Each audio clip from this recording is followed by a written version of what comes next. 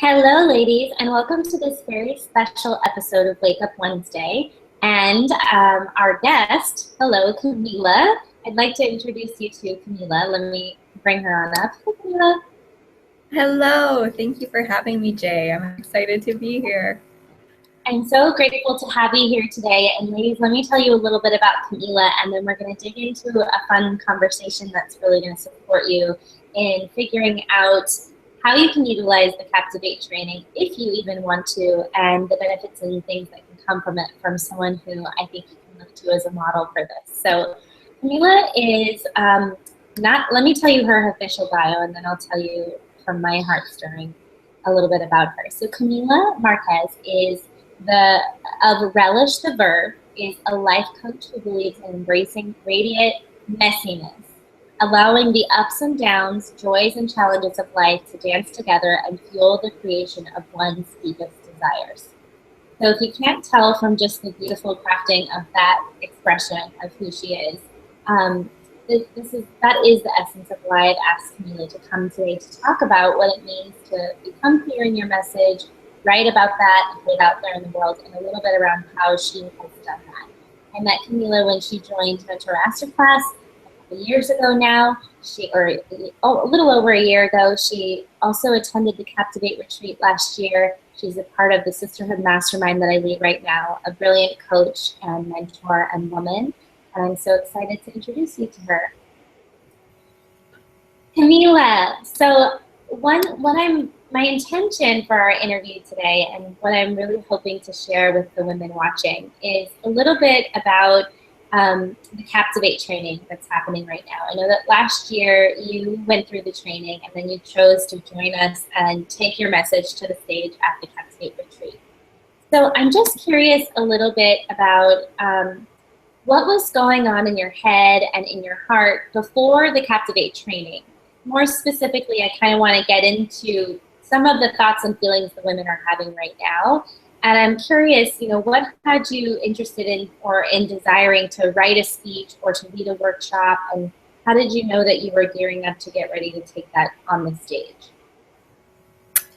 Yeah, so my initial reaction upon hearing about this speech that we were going to be giving at Captivate was just, I was terrified. I was really scared. I used to do a lot of public speaking when I was younger, but I've been out of it so long. So going back on stage and just sharing a message with other people who I'd mostly known in Mentor Masterclass and I had talked to online, it was really scary. And I wasn't sure what message I was going to deliver through my speech. And I didn't know what was going to come across. So it was just that initial fear. And I remember in the training that you gave, one of the things that you mentioned was just that connection really comes from vulnerability. And that really stuck with me as I was creating this speech, that it was okay to be vulnerable, that it was okay to embrace whatever did come forward, and that it was a safe space to do that in. So yes, there was that initial resistance and that initial fear that held me back at the very beginning when I was first listening to the speech before I really dove in and started writing. So that was my initial reaction. What was stirring in you that was calling you to even have the desire to write your message into words or to take it to the stage? What were you thinking and feeling that was enough for you to push through those feelings that you just described that were coming up? I mean, just the recognition that this is the work that I want to do. Whatever I do, I'm going to need to talk about it to other people. It's something that I'm going to need to deliver in not just with my writing, but in what I speak. And that this was me stepping out of my comfort zone. And that's something that I want to live through the coaching work that I do and just in life in general, taking those challenges and those steps forward. That's really important. And just being able to create something that could be delivered to other people and that could spark them to action and possibly change them in the process as well. So that was what moved me into, I've got this, let's go, let's see what comes out. Mm-hmm. So yeah, ladies, if you haven't yet, I made a little video. I think the one that Camila is referencing that's on the link that we'll share below this. And it's really about the two things that come up when you're feeling that, when you're feeling like, I know that I need to do this in some form. I'm feeling called to do this. It's part of your work in the world. But then there are usually two blocks that come up that keep us from taking action on that or ever really doing anything about it, which you mentioned vulnerability, and then there's another one that I mentioned in the video. So if you guys want to watch that, you can follow the link and head over to that. So Camila, you did that. You looked into those first two blocks that come up. You worked through them, one of them being vulnerability. And then you actually committed to do the training. So I'm curious about what your intention was as you went into starting to write your speech. Did you set an intention for yourself? And then take me through what happened over the 3 weeks of writing your speech. Yes, so my intention in creating the speech was to create a speech that I deeply believed in, one that I could share at Captivate, but that I could also use in my work in other ways. And that would not only connect to that would connect my message to others. So that was one of the big things. And it was interesting having this process because during that time I was also moving across country from New Mexico to Massachusetts. So I had this time as I was driving and conversing with my sister to really think about what you discussed in each of the videos and come up with what I wanted to talk about, how I was going to take that to the broader audience. And I don't know if you want me to talk about each of those different weeks and kind of what came up with each of those in that process. But I'd like to share a little. It's okay if we kind of forward vision what happens in the 3 weeks. And I am curious about the evolution of the process for you. Okay, yes. So my initial, after watching the first video, it was really about, okay, what themes have I seen come up in my life over and over again that I feel really called to share? And that was around the theme of stories. So that was the first piece of it. And looking at how I'd seen that in my own life and how I could connect that to others, from not hearing stories to hearing stories, and the positive change that could create, and really listening and seeing things from different angles.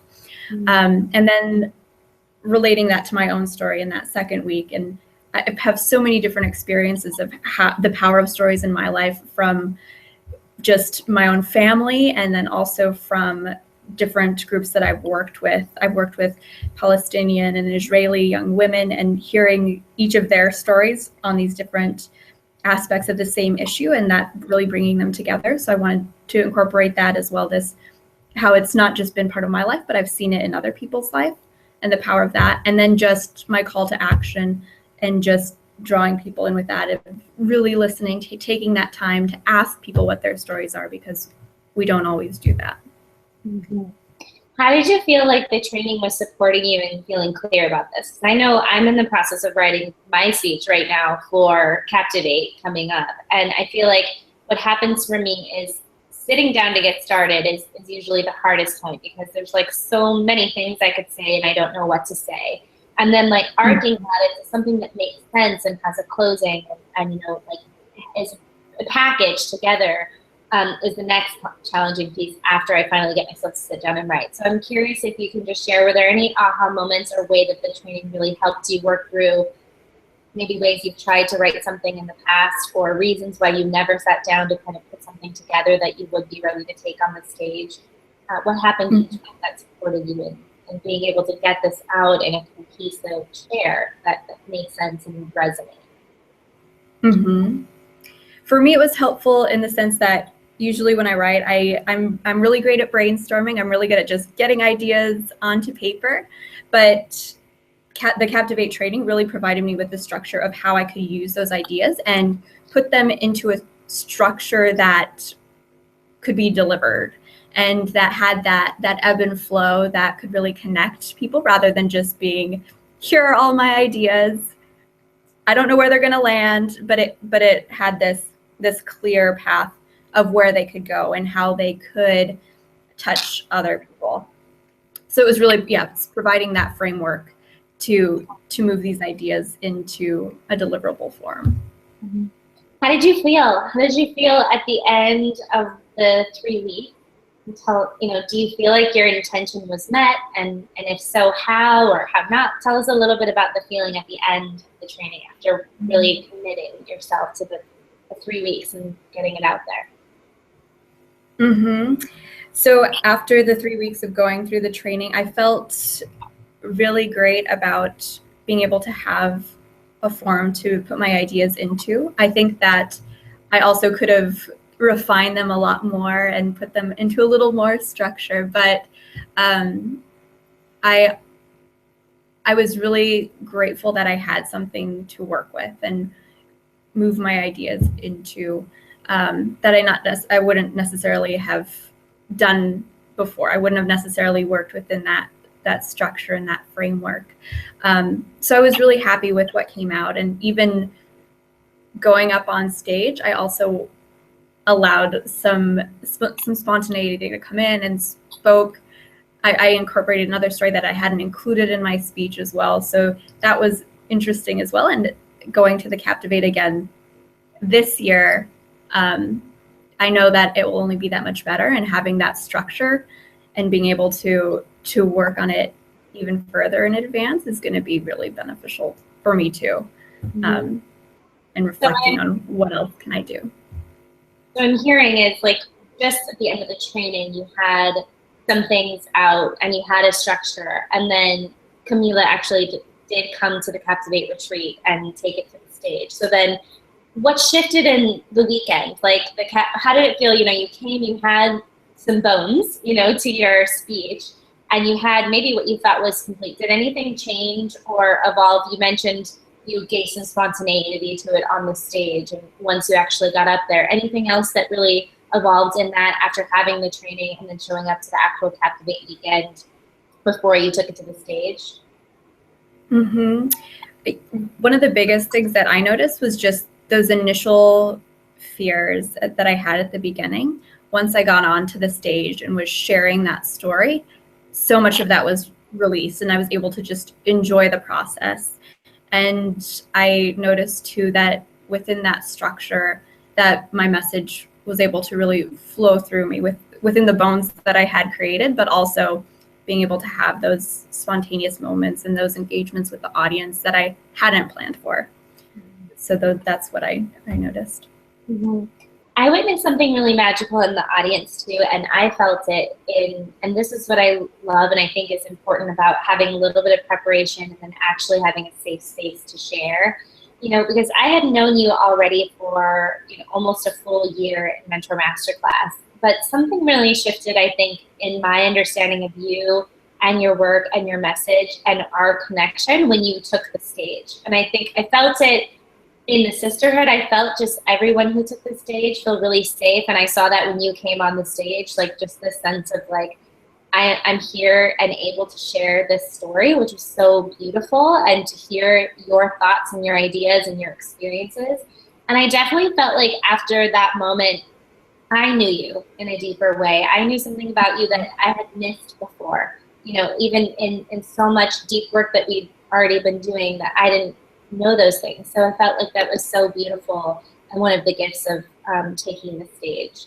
I'm grateful that we get to do that again this year, that you're coming back for the second year, because I know that only more will only connect more, and I'll learn more, and you'll deepen into sharing more.